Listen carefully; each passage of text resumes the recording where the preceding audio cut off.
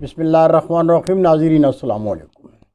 News channel Kharian gazette میں ہوں گل بخشالوی۔ قلم فروش جسم فروش عورت سے بھی زیادہ بد کردار ہوتا ہے۔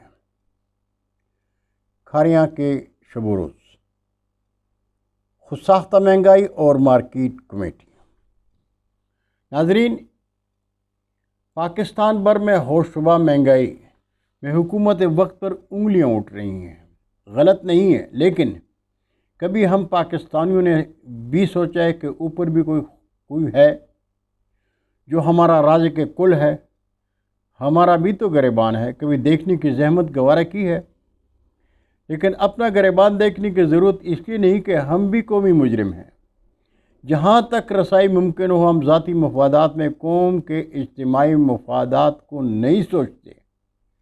بڑے بزرگوں نے کیا خوب کہا ہے کہ لوہا لوہے کو کاٹتا ہے۔ آج ہم غریب ہی کا گلا کاٹتے ہیں۔ دراصل آج غریب وہ ہے جو دیہڑی دار مزدور ہے یا بے روزگار ہے۔ یہ کہنا کہ بازاروں میں اور شاہراہوں کے اطراف میں خوانچہ فروش ریڑھی ٹھیلے والے بھی غریب ہیں، تو یہ غربت کا مذاق اڑانے کے مترادف ہے۔ اس لیے کہ جو ظلم سبزی اور فروٹ فروش عام اور خاص کے علاوہ اپنے جیسے غریب کے ساتھ کر رہے ہیں، ان کی بھی دین مصطفیٰ میں مثال نہیں ملتی۔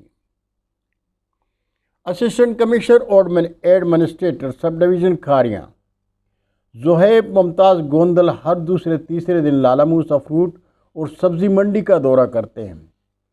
لازم ہے کہ مارکیٹ کمیٹی کے ذمہ دار بھی ان کے استقبال کے لیے موجود ہوں گے۔ ہم شہریوں کی اسسٹنٹ کمشنر سے درخواست ہے کہ وہ مارکیٹ کمیٹی کے چیئرمین سے پوچھ لیں کہ آپ تحصیل بھر میں ریٹ لسٹ کی ایک کا فوٹو کاپی فروٹ سبزی اور گوشت فروشوں کو روزانہ 20 روپے میں فروخت کرتے ہیں۔ اس سے ان کی روزانہ کی آمدنی کتنی ہے؟ کیا کبھی مارکیٹ کمیٹی نے فروٹ سبزی اور گوشت فروشوں سے پوچھا ہے کہ آج شلغم کا ریٹ فی کلو 93 روپے ہے تو 180 روپے کلو کیوں فروخت کر رہے ہو؟ یہ کوئی مفروضہ نہیں۔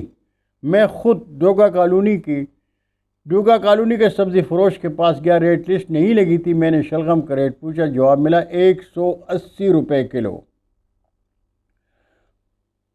مہنگے سمجھ کر ماڈل بازار گیا، وہاں 150 روپے کلو۔ وہاں سے گلیانہ روڈ گیا، وہاں 120 روپے کلو۔ میں نے ریٹ لسٹ نکلوائی تو شلغم اول نمبر 93 روپے کلو۔ پوچھا یہ کیا ہے؟